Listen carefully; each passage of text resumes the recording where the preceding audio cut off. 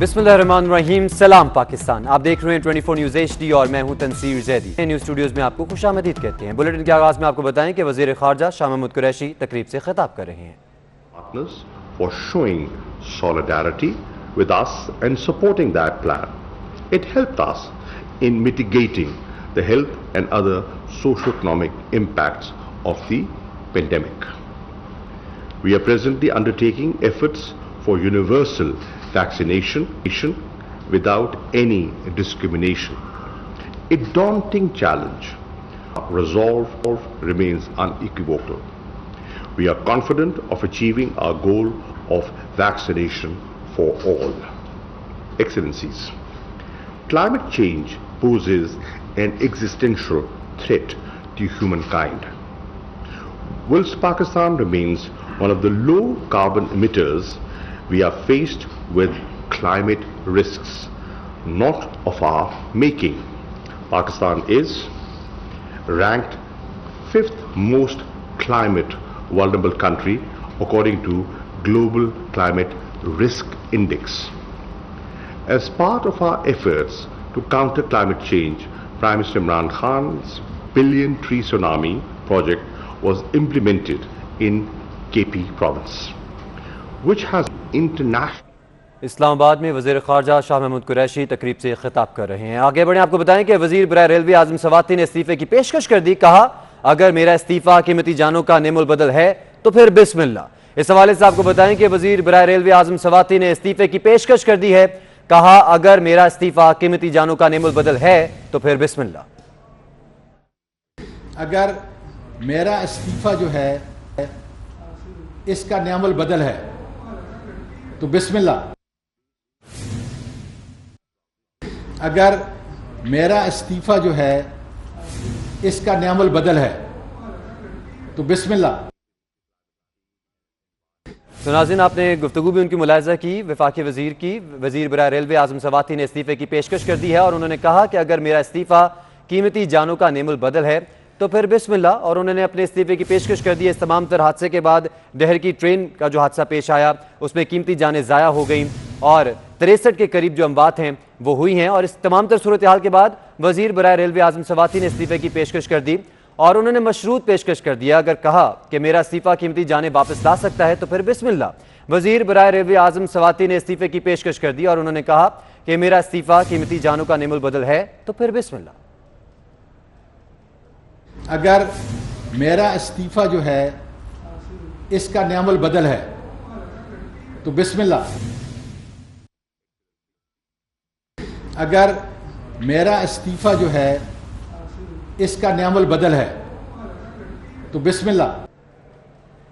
नाज़रीन, गुफ्तगू आपने मुलाहिज़ा की। वफाकी वज़ीर रेलवे आज़म सवाती ने मशरूत इस्तीफे की जो है वो पेशकश कर दी है। इस तमाम तर मामले में हमारे साथ मौजूद हैं रहनुमा मुस्लिम लीग नून तलाल चौधरी साहब। तलाल साहब, आपके वक्त का बहुत बहुत शुक्रिया।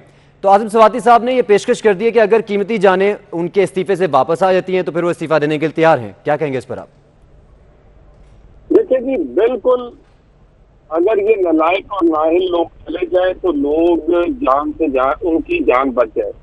बिल्कुल इन्हें इस्तीफा दे देना चाहिए। इससे बेहतर के और जाने जाए। इमरान खान समेत इनको इस्तीफा देना चाहिए। इन नलायकों को कहीं भूख से मर रहे हैं, बेरोजगारी से मर रहे हैं, ये ट्रेन एक्सीडेंट से मर रहे हैं। यहाँ चलता हुआ पिया ये बंद कर दिया गया है। यहाँ गरीब की रोटी से लेकर और कश्मीर तक छिना है। इनके जाने से कम अज कम मुस्तकबिल में लोगों की जानें बच जाएंगी। जो लोग भूख से मर रहे हैं, बेरोजगारी से मर रहे हैं, इनकी नलायकी नाअहलियों की वजह से हादसों में मर रहे हैं। बिल्कुल इन्हें जाना चाहिए। तलाल साहब, हुकूमत की जानिब से ये मौके पर अपनाया गया कि जो ख्वाजा साद रफ़ी के दौर में जो मसले मसाइल थे उनका जो जिम्मेदारी है वो आज़म सवाती पर नहीं डाली जा सकती, तो हुकूमत तो ये मौके पर अपना रही है। साद रफीक साहब तो तैयार हैं कि कहीं आप बात कर लें, पार्लियामेंट से भी आप भाग जाते हैं उनके सामने से। वो प्रेस कॉन्फ्रेंस करते हैं, आपके पास जवाब कोई नहीं। उन्होंने तो इस महकमे को एक अच्छी जगह लाकर खड़ा कर दिया था, लेकिन इसका बेड़ा गर्क जो है वो जो शीन में से मीम और मीम में से नून निकालता रहा है शेख रशीद और लोगों की जानें निकालता रहा है। लेकिन लोगों की जानें निकल गई है सैकड़ों, लेकिन उसको वो सियासी का बयानबाजी करते रहे। और ये उसी तरह की ये नलायक है। इसको पहले सुप्रीम कोर्ट ने हटाया था, उसके बाद जो इनके फैक्ट्री सारे अमेरिका में, इस वजीर के कारोबार ही अमेरिका में है, तो इनको तो क्या है, जाने जाती है तो जाए। ये अब कह रहे मेरे जाने, बिल्कुल इनको हटना चाहिए ताकि मुल्क में जाने बच सके। रहनुमा मुस्लिम लीग नून तलाल चौधरी साहब, आपके वक्त का बहुत बहुत शुक्रिया। हैदराबाद में हुसैनाबाद के मकाम पर खैबर मेल हादसे से बच गई। ट्रैक बहाल करके ट्रेन तो रवाना कर दी गई, लेकिन खस्ता हाल ट्रैक की मरम्मत पायदारी से ना की जा सकी। ट्रैक अभी भी जगह जगह से मखदूश और अबतर है, जो किसी और हादसे की भी वजह बन सकता है। इस हवाले से मजीद बात करेंगे नुमाइंदा 24 न्यूज़ अली हमजा से। अली हमजा, बताइएगा। निज़ाम नाकिस होने की वजह से, अबतर होने की वजह से आज हुसैनाबाद के मकाम पर खैबर मेल हादसे से बाल बाल बच गई। उसकी एक बोगी जो है वो हुसैनाबाद के मकाम पर डीरेल हो गई थी, जो कि पेशावर से कराची की जानिब जा रही थी। इस वक्त भी मैं उसी ट्रैक पर मौजूद हूँ, जो कि इंतहाई मखदूश हालत में। आप देख सकते हैं कि हुसैनाबाद के मकाम पर ये ट्रैक है और पुल के ऊपर ये ट्रैक बनाया गया है, जहाँ से कई ट्रेनें रोज़ाना गुजरती हैं, लेकिन उसके बावजूद इसकी सही तरह मरम्मत नहीं की गई है। इस वक्त यहाँ से ट्रेन तो रवाना कर दी गई है और जो डाउन ट्रैक है उसे भी बहाल कर दिया है, लेकिन उसके बावजूद जो मरम्मती काम है वो कहीं से भी पायदार नज़र नहीं आ रहा है। जो रेलवे का अमला जो यहाँ पर हादसे की और वाक़ये की इत्तला मिलते ही पहुँचा था, वो भी यहाँ से जुगाड़ी काम करके रवाना हो चुका है। इस वक्त आप देख सकते हैं कि किस तरह से जो ट्रैक है वो मखदूश दिखाई दे रहा है पूरी तरह से। जो इसके साइड के चीज़ें हैं वो मुनज़्ज़म हो चुकी हैं। इसके अलावा जो ट्रैक है उस पर जो नट बोल्ट लगाए गए हैं वो भी काफ़ी जंग आलूद हैं और निकले हुए हैं। जो रेलवे हुक्काम हैं उन्होंने सिर्फ यहाँ से डाउन ट्रैक को बहाल कर दिया, लेकिन जो सूरत हाल है अभी भी काफ़ी वो खौफनाक नज़र आ रही है, तशवीशनाक नज़र आ रही है। और अगर यहाँ से ट्रेनें गुजरती हैं तो ये ट्रैक उसका वज़न बर्दाश्त नहीं कर सकता है। ये जो ट्रैक है हुसैनाबाद के मकाम पर, ये पुल के ऊपर से जा रहा है, जिसके दोनों तरफ आबादियाँ हैं। यहाँ पर ट्रैफिक भी चलता है बहुत ज़्यादा, तो अगर खुदा न खास्ता ट्रेन अगर गिरती है तो कोई बड़ा वाक़या पेश आ सकता है और एक बड़ा नुकसान हो सकता है। उसके बावजूद रेलवे हुक्काम की जानिब से अब तक जो इक़दाम हैं, हिफाजती इक़दाम, उनको यकीनी नहीं बनाया जा रहा है। जो मरम्मत की गई है वो भी कहीं से भी पायदार नज़र नहीं आ रही है और इस वक्त भी ट्रैक बुरी तरह मुतासिर, अब तक अबतर और मखदूश दिखाई दे रहा है। जी, बहुत शुक्रिया आपका। जबकि सिंध में आज एक और ट्रेन हादसे से बाल बाल बच गई। सिंध में खास तौर पर सक्खर डिवीजन में ट्रैक की हालत बहुत ख़राब है। मुसाफिरों ने मुतालबा किया है कि हुकूमत मजीद जिंदगियां खतरे में ना डाले, पहले ट्रैक की मुरम्मत कराए और फिर ट्रेन चलाए। कुछ भी नहीं है, बस हुकूमत से अपील है कि एक तो कोरोना ने मार दिया, ऊपर से ये ट्रेनों के हादसा मार रहे हैं हमें। खुदा रहा इतने पैसे लगाते हो तो कम से कम ट्रेनों को तो ठीक करो। अभी ये पटड़ियाँ यहाँ से उतरी, अब हालत देखते हैं यहाँ पे किस तरह लोग कलमे पढ़ना शुरू हो गए। हमें तो बस ये लगा कि हजरत आ गए हैं हमें लेने के लिए। हमारा मुतालबा है हुकूमत से कि फौरी तौर पर ट्रैक को जो है वो सही किया जाए, उसके बाद ट्रेनें चलाई जाएँ, क्योंकि रोज़ाना आए रोज़ जो है हादसा होते हैं, जिससे हमें जो है अब खौफ होने लगा है ट्रेन पे सफ़र करने से। और ट्रेन में सफ़र करते भी खौफ आता है। अगर भाई ये ऐसे ही लगे रहेंगे, जैसे परसों हादसा हो गया, आज हो गया, ऐसे तो लोगों का दिल खौफ से भर जाएगा, दोबारा ट्रेन में नहीं बैठेंगे। खानपुर से बैठे थे और जो परसों जो ये हादसा हुआ उसकी वजह से हम बहुत डरे हुए थे। अभी जो आती है ट्रेन पटरी से उतरी, फिर भी चल के दिल में इतना खौफ आ गया जैसे कल्टी मैंने छलांग मारी। लोगों के तासुरात आपने मुलाहिजा किए। आगे बढ़े आपको बताएं कि डिविजनल सुपरिटेंडेंट रेलवे सक्खर मियां तारिक लतीफ़ का कहना है यूसुफ वाला कोल पावर प्लांट के लिए कोयला ले जाने वाली वजनी ट्रेन ट्रैक की जान ले चुकी हैं। टुच टांके इसका हल नहीं है, इसकी फौरी बहाली की जरूरत है, वरना सेफ्टी लेवल 0 हो रहेगा। डिमांड मैं करता हूँ 10 लाख की, देते हैं आप 10,000। 900 किलोमीटर ट्रैक है मेन लाइन का खाली, तो फिर उसकी जवाब तलबी है कि लगा है कि नहीं लगा। वो लगा है तो हमने दूसरे की डिमांड ली है। ड्राइवर तो इस महकमे में इतने ताकतवर हैं, वो मिनिस्टरों की बातें नहीं मानते। मंडो डेरो का जो एक्सीडेंट हुआ था उसकी असल काज तो निकली नहीं, सारे पाकिस्तान में उसको मुल्ज़म कर दिया गया असल मुल्ज़म को बचाने के लिए। जब आप असल मुल्ज़म को बचाएंगे तो फिर ऐसे वाक़यात होते रहेंगे। इस ट्रैक को फौरी तौर पर रिहेबिलिटेट किया जाए। इस ट्रैक पे जो यूसुफ वाला कोल हापर वैगन आ रही हैं, 4 साल में ये हापर वैगनों का इतना ज़्यादा वजन है, ये ट्रैक की जान ले चुकी हैं। ये जो स्लीपर 2600 मिलीमीटर का है, ये हापर वैगनों के लिए इसके साथ 0 सेफ्टी है। अब इस ट्रैक की रिहेबिलिटेशन के अलावा इसका कोई गुजारा नहीं। जो ये इसको टुच टंग रहे हैं, पैचेस लग रहे हैं, ये इसका हल नहीं है। और अगर बात की जाए डहर की रेलवे हादसे की, तो इस पर मुख्तलिफ सियासी शख्सियात ने मुख्तलिफ रद्द-ए-अमल दिए हैं। आपको दिखाते हैं। एक दफ़ा रेलवे का हादसा हुआ था, तो हमारे मौजूदा प्राइम मिनिस्टर साहब ने कहा था कि वज़ीर आज़म को इस्तीफ़ा देना चाहिए। और यहाँ तो इतने सारे हादसात हुए हैं, न पिछले वज़ीर साहब ने इस्तीफ़ा दिया बल्कि उसका प्रमोशन कर दिया गया, और नए वज़ीर साहब जो हैं उनको भी कोई बात ऐसी नहीं की गई। तो हादसात होने नहीं चाहिए, और जिन लोगों की गलतियों की वजह से ये होता है उनको सख्त सज़ाएं मिलनी चाहिए। बड़े अफसोस की बात है कि अपना ये घोटी का जो इंसिडेंट हुआ है, इसकी तो रिपोर्ट भी जो है कुछ दिन पहले जो है रेलवे डिपार्टमेंट ने फेडरल गवर्नमेंट को भेजी थी कि इधर के ट्रैक्स जो है उनके अपना रिपेयर चाहिए, मगर कोई तदारक नहीं किया गया। ये अपना 7वां 8वां इतना बड़ा जो है इंसिडेंट हुआ है। मिसालें तो ये दी जा रही थी फेडरल गवर्नमेंट की तरफ से कि ऐसे हादसात अगर दुनिया में कहीं और होते हैं तो मिनिस्टर सबसे पहले रिज़ाइन करता है जब तक इन्वेस्टिगेशन हो, मगर इधर हमें ऐसी अफसोस से कोई भी चीज़ नज़र नहीं आ रही। पहले शेख रशीद साहब के ज़माने में हुआ जो कुछ भी हुआ, अभी ये सवाती साहब के ज़माने में हो रहा है, तो मैं समझती हूँ ये बहुत अफसोसनाक बात है। कीमती जानें जो हैं वो ज़ाया हो चुकी हैं, और पता नहीं अभी कितने माजूर होंगे और कितने अभी लापता भी हुए हैं। तो मैं तो मुतालबा करूँगी कि बजाय रेलवे के मिनिस्टर के हम तो कहेंगे प्राइम मिनिस्टर को इस्तीफ़ा देना चाहिए, क्योंकि ये उन्हीं का टोला है, ये उन्हीं का ग्रुप है, अफेक्टेड लोग हैं। और डहरकी ट्रेन हादसे में ज़ख्मी मुसाफिर शेख ज़ैद अस्पताल में ज़ेर इलाज हैं। इस हवाले से आपको बताएं कि वहाँ पर उनका ट्रीटमेंट जारी है और कोशिश की जा रही है कि उनको जल्द से जल्द सेहतयाब किया जा सके।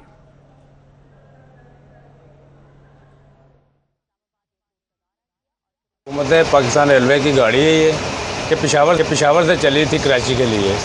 तो ये पटरी की नाकस हालत की वजह से ये पटरी से उतर गई 2 डब्बे इसके, जिसकी हालात में ये देखें कि आप कैसे चल रहा है। बच्चे हैं, बूढ़े हैं, औरतें हैं, सभी बस खजल ख्वार हो रहे हैं बस। कि 2 तारीख से पहिया ख़राब था गाड़ी का। वो इंतजामी वाले कह रहे हैं कि हमें पता था, हम कर रहे थे, जांच पड़ताल कर रहे थे। अब खुदा जाने उनको पता था नहीं पता था, पता तो लाजमी सी बात होगा सर, क्योंकि गाड़ी जिनकी होती है उनको पता तो लाजमी होता है कि भाई इसका ये चीज़ ख़राब है। ये तो रेलवे वाले ही हैं, और कौन है? अब रेलवे वाले मेरी माँ और मेरी बहन को वापसी ला के देंगे। चीफ सेलेक्टर रेलवे आए थे, ये दे के गए हैं तोहफा हमें, ठीक है। हमारी जो जाने हैं वो वापस कर दें, हमें इसका क्या करना है? ये हमारे पास बहुत हैं, ठीक है, इसका हमने क्या करना है? जो जाने हमारी गई हैं कीमती, उनको वापस दिलवा सकते हैं तो दिलवाएं, इनकी कसूर है। 2 नंबर से डब्बे में खराबी है, हमने उसको भाई ने कंप्लेन भी की है फैसलाबाद में, फिर भी उनके कोई एक्शन नहीं लिया गया। उस टाइम यानी कि कुछ नज़र नहीं आया। जब ट्रेन कल्टी हुई है उस टाइम चीख और पुकार मैंने सुनी है, बस मेरा पैर बाहर निकल गया, पैर टूट गया। बस ये कुछ देखा, जिधर देखो कोई मर गया, कोई क्या हो गया, चीखो पुकार, जिधर देखो चीखो पुकार सुन रहे हैं। और रावलपिंडी में रेलवे ट्रैक पर नाकिस इंतजामात मुसाफिरों की जानों के साथ खेलने लगे हैं। इस पर मजीद बात करेंगे उस्मान जावेद से। उस्मान बताएगा कौन जिम्मेदार है इन रेलवे ट्रैक्स की मरम्मत का? रावलपिंडी मरीर चौक रेलवे क्रॉसिंग के मकाम पर मेरे कैमरामैन आशिर भट्टी आपको दिखा सकते हैं कि ये बाएं जानब भी रेलवे ट्रैक मौजूद है। लोग जो हैं वो रेलवे ट्रैक के ऊपर खड़े होकर टेलीफोन पर ना सिर्फ गुफ्तगू कर रहे हैं बल्कि इस ट्रैक को वॉकिंग ट्रैक भी में तब्दील किया हुआ है। और देख सकते हैं आप बच्चों की भी बड़ी तादाद इस ट्रैक के ऊपर मौजूद है और खेल कूद में मसरूफ़ है। दूसरी जानिब अगर आप देख सकते हैं तो यहाँ पर आबादी भी मौजूद है और आबादी भी इसी रेलवे ट्रैक को क्रॉसिंग के लिए इस्तेमाल करते हैं। मेरे कैमरामैन आशिर भट्टी आपको एक हदायतनामा रेलवे इंतजामिया की जानिब से जो इस ट्रैक के ऊपर लिखा हुआ है वो दिखा रहे हैं कि रेलवे लाइन को पैदल या मोटरसाइकिल की सूरत में बगैर फाटक के क्रॉस करना इंतहाई ख़तरनाक और कानूनन जुर्म है। खिलाफ वर्जी करने वालों के खिलाफ कानूनी कार्रवाई की जाएगी। दूसरी जानिब अगर आप देख सकते हैं तो ये भी एक ट्रैक है और इस ट्रैक पे भी आप देख सकते हैं कि लोगों की बड़ी तादाद जो है वो ट्रैक के अंदर वॉक करने पर वॉक कर रही है और म्यूज़िक भी सुन रही है और ट्रैक के ऊपर बैठकर खुशगपियों में भी मसरूफ़ है। बच्चे भी यहाँ पर खेल कूद में मसरूफ़ हैं। इसके साथ साथ लोगों की बड़ी तादाद जो है वो ट्रैक के अतराफ़ पर बैठी हुई है। आए रोज़ यहाँ पर ट्रेन के हादसात होते हैं। हादसात होने के बावजूद लोग जो हैं इस पुरखतर ट्रैक पर बैठने पर मजबूर हैं और रेलवे इंतज़ामिया की जानिब से सिर्फ यहाँ पर एक बोर्ड जो है वो आवेज़ा करके अपनी ज़िम्मेदारी जो है वो मुकम्मल कर ली गई है। ट्रैक के आप देख सकते हैं कि दोनों अतराफ आबादी होने के बावजूद यहाँ पर किसी किस्म का कोई जंगला मौजूद नहीं है। जब हम यहाँ पर कवरेज कर रहे थे तो उस वक्त भी ट्रेन यहाँ से गुजरी और ट्रेन का जब हॉर्न बजा लोग ट्रैक के ऊपर मौजूद थे। बहुत शुक्रिया आपका। जबकि नायब सदर मुस्लिम लीग नून मरीम नवाज ने कहा है कि आलमी मीडिया से पता चला कि हुकूमत अमेरिका को अड्डे दे चुकी है। पीपल्स पार्टी PDM का हिस्सा नहीं, अवाम को इस हुकूमत से निजात चाहिए। इस हुकूमत को जीरो लोड शेडिंग मिली, इसके बावजूद आज 22 घंटों की लोड शेडिंग जारी है। जितनी ये इंटरनेशनल और नेशनल प्रेस की तरफ से, मीडिया की तरफ से जो भी खबरें सामने आई हैं, इसको गवर्नमेंट ऑफ पाकिस्तान ने डिनाई नहीं किया, जिसका मतलब ये है सच है।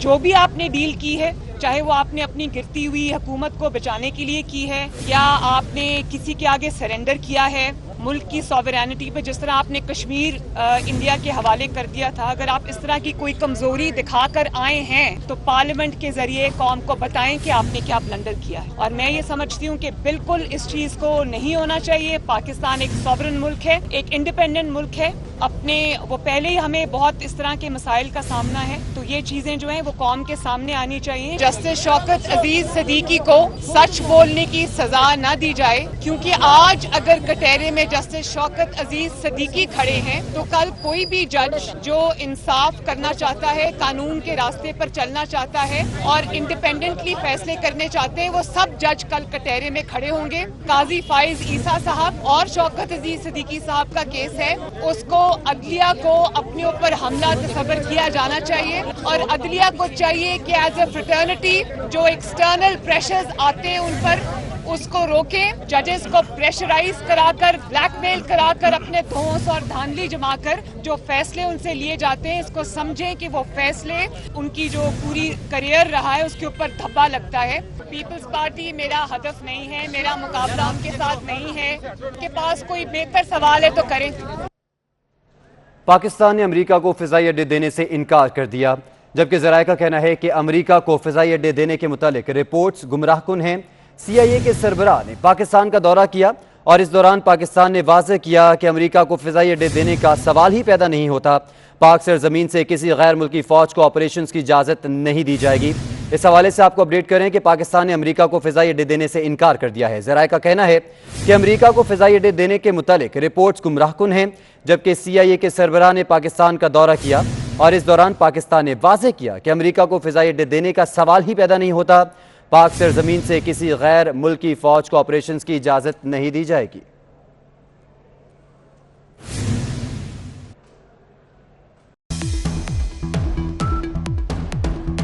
ब्रेक के बाद एक बार फिर आपको खुश आमदीद कहते हैं। आपको बताएं कि पाकिस्तान में बिजली बहरान ने फिर सर उठा लिया है। बिजली का शॉर्टफॉल 5000 मेगावाट हो चुका है। बिजली की मजमूई पैदावार 19,000 मेगावाट और तलब 24,000 मेगावाट है। दूसरी तरफ पावर डिवीजन तर्जुमान के मुताबिक शॉर्टफॉल सिर्फ 1,500 मेगावाट का है। मुल्क भर में 8 घंटे तक बिजली लोड शेडिंग की जा रही है। हमारे साथ होंगे मौजूद हमारे नुमाइंदगान 24 न्यूज़ के। अवैस कियानी होंगे हमारे साथ इस्लामाबाद से, जबकि सौलत जाफरी होंगे कराची से। सबसे पहले रुख करेंगे हम इस्लामाबाद में अवैस कियानी का। अवैस बताइएगा, शॉर्टफॉल बढ़ता जा रहा है, मुल्क भर में लोड शेडिंग जारी है, गर्मी की शिद्दत भी बढ़ती जा रही है, जिसकी वजह से स्कूल में जो तलबा हैं उनको भी मुश्किलात दरपेश हैं, तो ये मामला क्या है?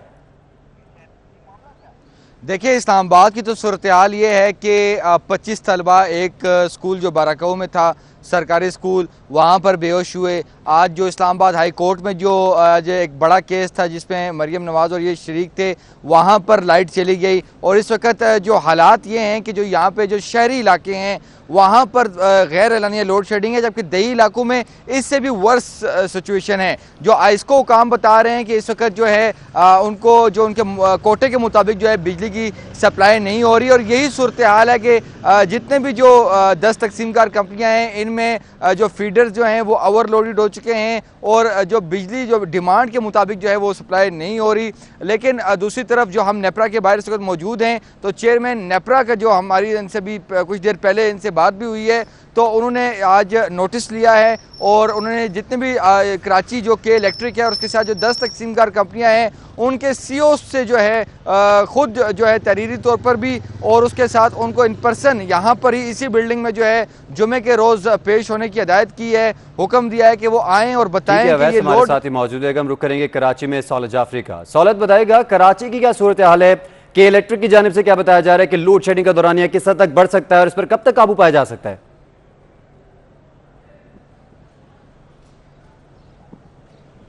आज की लोड शेडिंग के हवाले से अगर बात करें तो शहर की इस वक्त जो है वो हालत बहुत बुरी दिखाई देती है। गुलशन मेहमार की अगर बात करें तो 12 घंटे की लोड शेडिंग दिन भर में की जा रही है, जबकि मुख्तलिफ इलाके हैं जिसमें नाजाबाद है जहाँ पे 6 से 7 घंटे लोड शेडिंग की जाती है। इसके अलावा अगर बात करें buffer zone, north Karachi, north Nazimabad की, तो इन इलाकों में भी जो है वो 4 से 5 घंटे की जो है वो लोड शेडिंग की जाती है। अगर बात करें साउथ एरिया की तो वहाँ पर भी जो है जो कि इस वक्त बताया जाता है कि जो इलाके बिल्कुल भी अपने बिल्स अदा नहीं कर रहे, उन इलाकों में भी जो है वो 12-12 से 13-13 घंटे जो है वो बिजली की फराहमी मुअत्तल की जा रही है। जी ठीक है, सौलत जाफरी हमारे साथ ही मौजूद है। हम रुक करेंगे अब लाहौर का, हमें ज्वाइन किया है वहाँ से शाहिद नदीम सिप्रा ने। शाहिद सिप्रा बताइएगा लाहौर में क्या सूरत हाल है बिजली की? जी बिल्कुल, गर्मी की शिद्दत में इजाफे के साथ ही लाहौर शहर के मुख्तलिफ इलाकों में बिजली की लोड शेडिंग का सिलसिला शुरू कर दिया गया है। लाहौर इलेक्ट्रिक सप्लाई कंपनी की अगर बात की जाए तो डिमांड 4500 मेगावाट से तजावुज़ कर गई है, जबकि नेशनल कंट्रोल सेंटर की जानिब से जो कोटा फराहम किया गया है उसके मुताबिक 4150 मेगावाट बिजली दी जा रही है। इस कोटा के तहत लाहौर शहर के जो पोश इलाके हैं उनको तो लोड शेडिंग से इस्तिस्ना हासिल है, लेकिन मज़ाफ़ात और दही जो इलाके हैं जिसमें वागा का इलाका शामिल है, मनामा और उससे मज़ाफ़ाती जितने इलाके हैं, इसके अलावा कहना का इलाका है, ठोकर नियाज बेग और शादरा के सराउंडिंग में जितने इलाके हैं वहाँ आपका बहुत शुक्रिया। आपका सौलत जाफरी आपका भी शुक्रिया और अवैस कानी आपका भी शुक्रिया। और इस वक्त पीटीआई के रहनुमा फारूक हबीब मीडिया से गुफ्तगू कर रहे हैं। जो महंगी बिजली आप लोग बना के गए हैं, जो महंगे बिजली घर 25 से 35% महंगे बिजली घर लगाए हैं और ट्रांसमिशन प्रोडक्शन आप करते रहे इंपोर्टेड फ्यूल के साथ 45% जो इंपोर्टेड फ्यूल के ऊपर लगाए, लेकिन ट्रांसमिशन के ऊपर कोई इन्वेस्टमेंट नहीं की। 2018 में जब ये छोड़ के गए हैं तो ट्रांसमिशन कैपेसिटी उस वक्त 18 से 19,000 मेगावाट थी। हमने ट्रांसमिशन के ऊपर अरबों रुपया खर्च किया है पिछले 3 साल के अंदर, अभी मजीद कर रहे हैं। हम ट्रांसमिशन को 27,000 मेगावाट के ऊपर वो लेके गए हैं। लेकिन मुझे ये बताएं कि जो महंगी बिजली ये लगा के गए हैं, सस्ता बिजली के इन्होंने प्रोजेक्ट्स नहीं लगाए। मरियम साहिबा उसके ऊपर कौम को सच बताएं, उसके ऊपर माफी मांगें। अभी उसके ऊपर भी आपकी जो है वो पकड़ होनी चाहिए, उसके ऊपर भी आप लोगों को जो है वो सजाएं मिलनी चाहिए। और बहुत बुनियादी चीज है कि जो कहते हैं जी कि हुकूमत अपोजिशन को दबाना चाहती है। हुकूमत ने अपोजिशन को क्या दबाना है? इस वक्त तो अपोजिशन एक दूसरे को दबा रही है। एक वक्त तो अपोजिशन एक दूसरे के ऊपर अदम एतमाद कर रही है और उसकी वजह यह है कि ये एक दूसरे को जो सिलेक्टेड कह रहे हैं, उसकी बुनियादी वजह यह है कि इन सब को जो है वो एनआरओ चाहिए। अब एनआरओ इनको मिल नहीं पा रहा।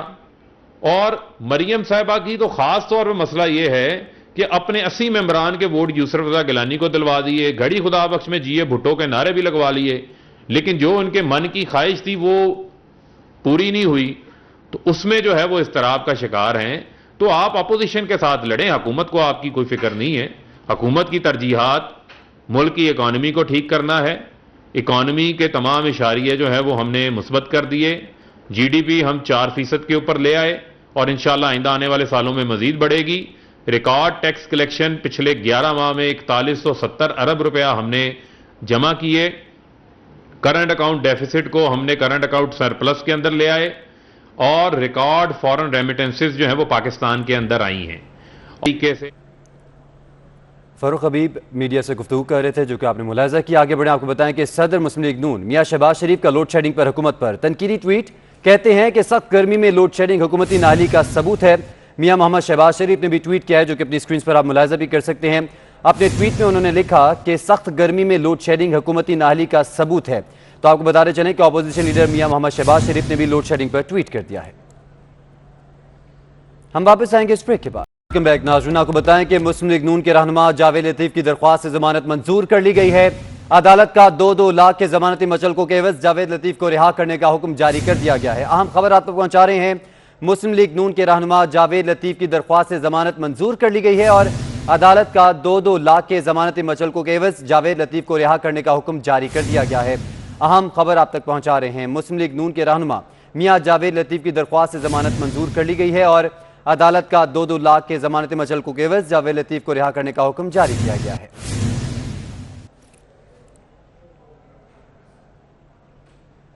इसके साथ ही न्यूज़ स्टूडियो से फिल वक्त इतना ही।